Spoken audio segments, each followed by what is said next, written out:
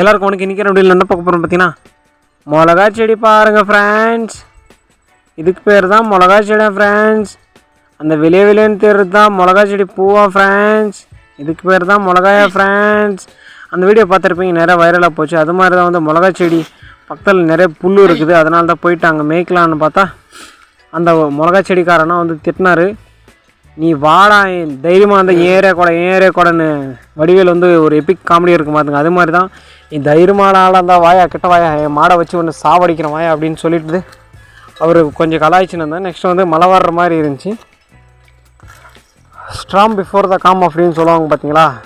ஒரு வந்து புயல் அடிக்கிறதுக்கு முன்னாடி கொஞ்சம் சாந்தமாக, அந்த மாதிரி தான் வந்து மழை வர்றதுக்கு முன்னாடி செம்மையாக இருந்துச்சு இந்த கிளைமேட்டு. இந்த மிளகா செடி வந்து நாட்டி மிளகா செடி, இதுக்கு வந்து மருந்தடிக்க தேவையில்லை, எல்லாமே தேவை, எதுவுமே சைடு எஃபெக்ட்ஸ் எல்லாம் வராது அப்படின்னு சொன்னாங்க. இந்த மிளகா செடி உங்களுக்கு வேணுமானா டயல் பண்ணுங்கள், அவங்கக்கிட்ட பேசி நான் ரெக்வெஸ்ட் பண்ணி வாங்கி கொடுக்குறேன். நாளைக்கு இன்னொரு வீடியோவில் பார்க்கலாம். பாய்.